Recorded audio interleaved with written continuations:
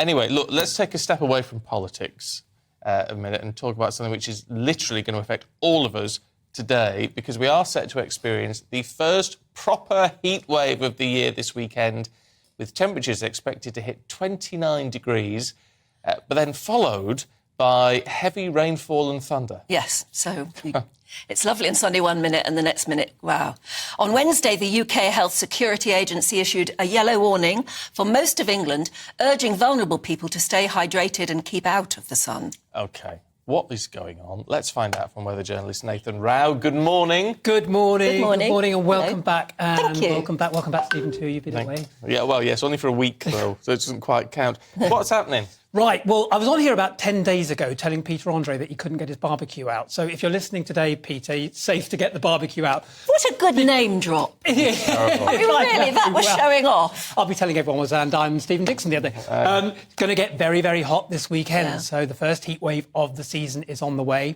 Temperatures, as you said, of 29, possibly a bit higher. Possibly 30 or 31, yeah. 30 or 31, or I've even heard 32 in some parts this weekend. Where? That'll be southerly, that'll be in the south. So the main plume of warm air is coming in across Europe, from Africa, coming into the UK, up through the south. And the south and the southeast usually get the much warmer temperatures.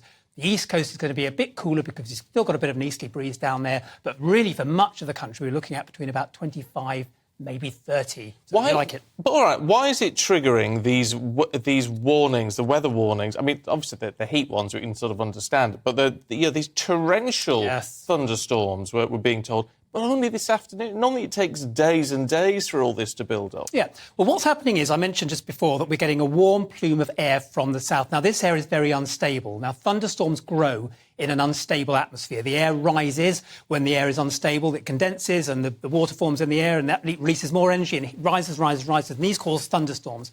These are being imported from the continent, these thunderstorms. They're coming in on a plume. You may have heard the term Iberian or Spanish plume over the last couple of days. These are coming in from the continent, and they happen very quickly. Spanish plumes typically happen very quickly, a big burst of warm, humid, unstable weather erupting into thunderstorms, and that's what we're expecting from this afternoon. So much for Brexit. Well, yes. Just sort of throw it in. Yes, why not? Brexit? Yeah, I mean, you've just been in Spain, haven't you? Yeah. Was it really, really, really hot there? It was hot. I mean, interesting, the forecast wasn't brilliant, and it's not been good for a few weeks there. And there have been a lot of thunderstorms. It was great last week, actually. It was lovely.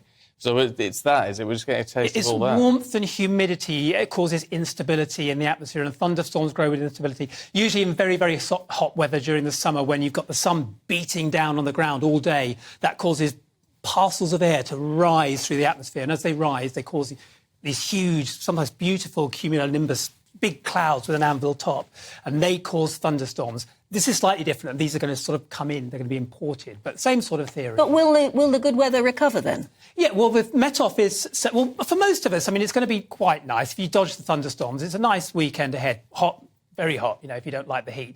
Now, the plume that I was talking about is going to stay with us until Tuesday. That's according to the Met Office. So that instability. And then they think it might get a little bit cooler. Not cold by any chance, but cooler. But from what I've been looking at, it looks like it's going to be nicely warm through the week.